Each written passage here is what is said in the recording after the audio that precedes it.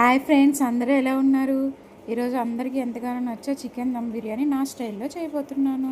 ఇంకెందుకు ఆలస్యం, వీడియోలోకి వెళ్ళిపోదామా?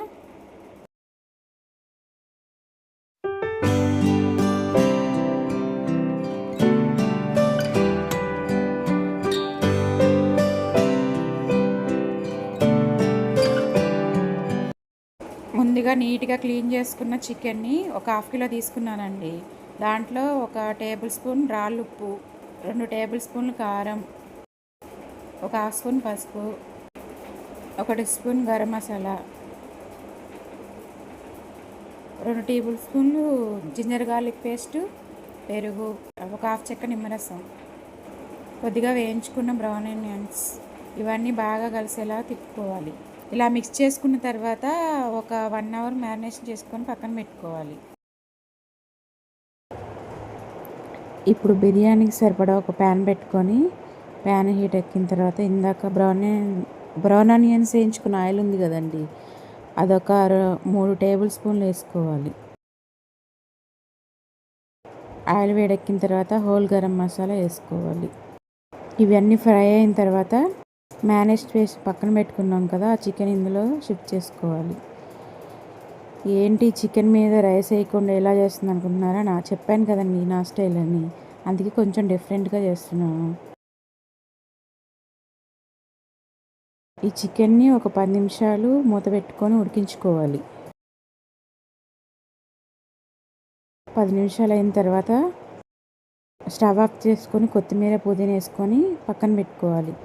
ఇప్పుడు అదే స్టవ్ మీద ఒక 1 అవర్ నానబెట్టుకున్న ఒక 400 గ్రామ్స్ రైస్, సరిపడిన వాటర్ వేసుకొని పొయ్యి మీద పెట్టుకొని దాల్చిన చెక్క, లవంగాలు, ఇలాచీ వేసుకొని కొద్దిగా కొత్తిమీర, కొద్దిగా పుదీనా, కొద్దిగా ఆయిల్, 1 స్పూన్ అల్లం వెల్లుల్లి పేస్ట్,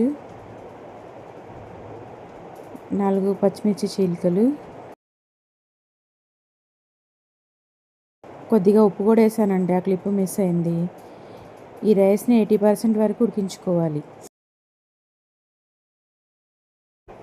రైస్ ఇలా 80% కుక్ అయిన తర్వాత ఇందాక ఉడికించి పక్కన పెట్టుకున్న చికెన్ ఉంది కదండి, దాంట్లోకి రైస్ కొద్దిగా లేయర్ లాగా వేసుకోవాలి.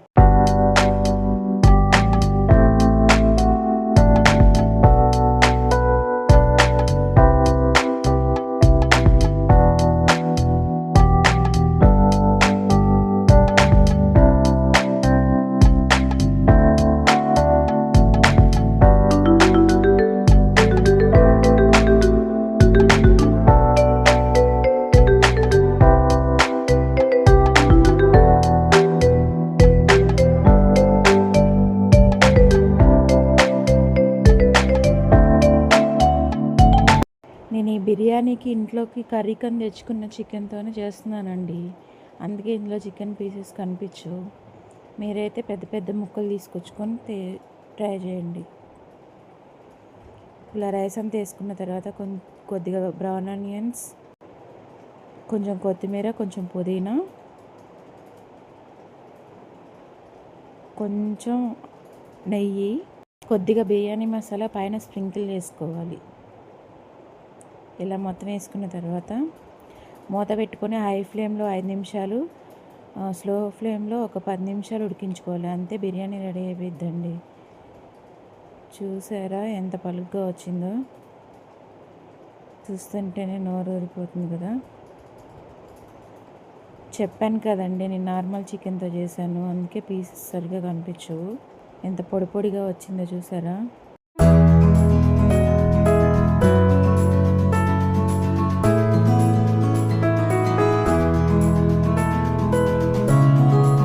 అంతే అండి, యమ్మీ బిర్యానీ రెడీ.